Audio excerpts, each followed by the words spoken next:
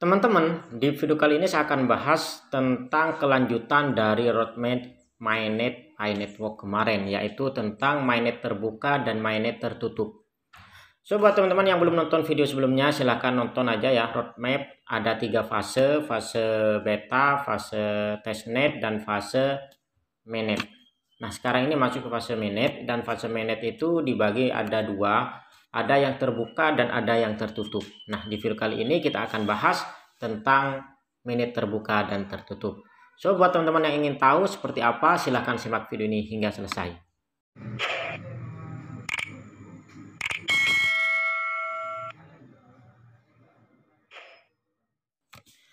Assalamualaikum warahmatullahi wabarakatuh. Baik sahabatku semua, gimana kabarnya? Semoga pada sehat dan semangat. Oke teman-teman, buat yang belum punya aplikasi Pi Network, silahkan bisa daftar lewat link deskripsi. Anda bisa masukkan kode undangan uang mengalir atau kode undangan upline Anda atau siapa saja yang Anda ikuti, terserah.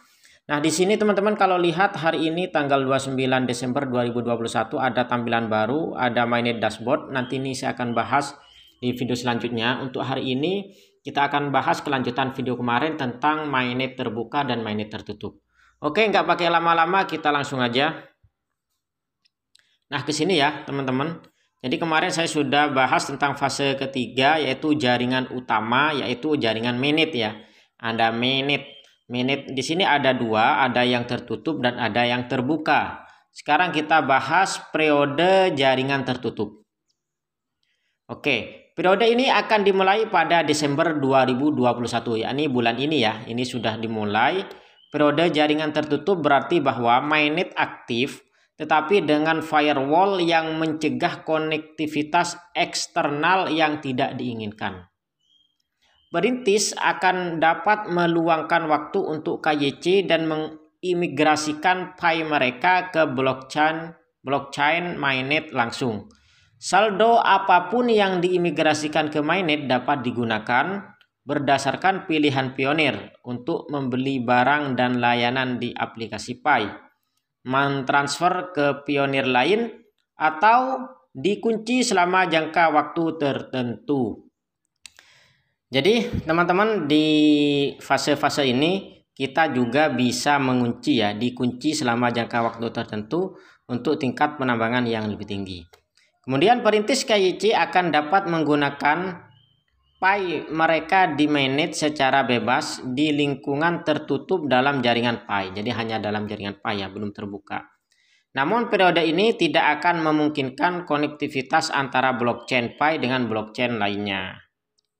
Dan dengan blockchain misalnya Ethereum, blockchainnya Bitcoin, nah masih belum terhubung ke sana. Ini masih dalam lingkup Pi saja. Keuntungan dari pendekatan 2 periode ke mainnet, ada beberapa keuntungan. Memiliki periode tertutup pertengahan untuk meningkatkan ke mainnet yang terbuka penuh. Mendekatkan ini memberikan waktu untuk jutaan perintis di seluruh dunia untuk lulus KYC. Jadi diberi waktu dulu agar lulus KYC dalam jaringan tertutup. Jadi sekarang ini masih tertutup ya. Kemudian membangun dan menerapkan lebih banyak aplikasi Pi dan memungkinkan lebih banyak utilitas dibuat dan digunakan. Mentransisikan aplikasi Pi yang digunakan di testnet ke mainnet. Dan iterasi pada modifikasi dan penyesuaian apapun pada mainnet yang di ekosistem sebelum jaringan terbuka. Periode jaringan tertutup memberikan waktu bagi jutaan perintis KYC dan mengimigrasi Pi mereka ke mainnet. Hanya sebagian kecil dari perintis yang mampu menyelesaikan KYC mereka sekitar peluncuran mainnet.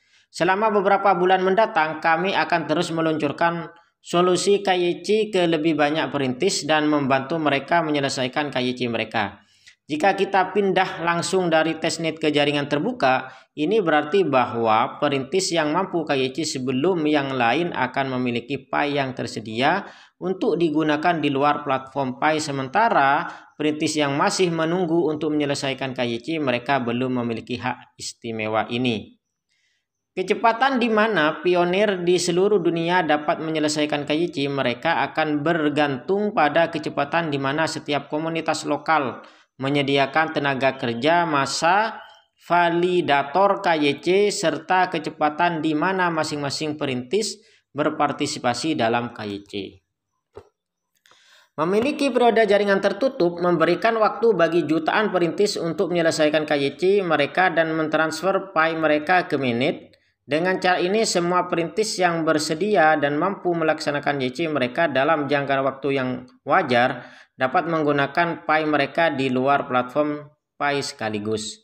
Mengingat bahwa konektivitas eksternal antara PI blockchain dan blockchain atau sistem lainnya tidak diperbolehkan selama periode jaringan tertutup, ini lebih lanjut membantu perintis fokus pada transisi ke mainnet tanpa pengaruh apapun dari luar PI blockchain. Jadi masih dibenahi dulu di dalam ya jaringannya. Maksudnya agar ya ekosistemnya itu betul-betul sempurna nanti sebelum menghubungkan ataupun terbuka. Periode ini juga akan membantu komunitas untuk fokus pada pembuatan utilitas dan bootstrap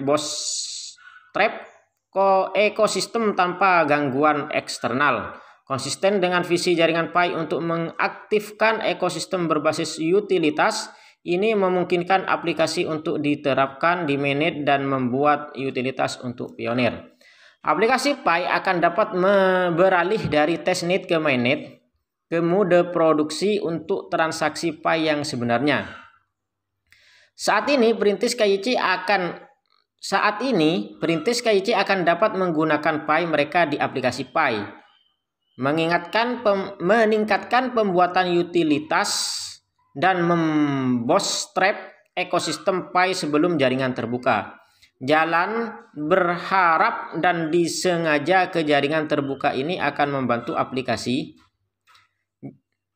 serta jaringan PI untuk mengungkap dan menyelesaikan gangguan apapun di pasar dan teknologi. Dengan demikian, periode jaringan tertutup sejalan dengan visi PI tentang ekosistem berbasis utilitas dan filosofi iteratifnya. Selain itu, jaringan tertutup akan memungkinkan mainnet berjalan dengan data produksi dan PI asli yang berbeda dari testnet.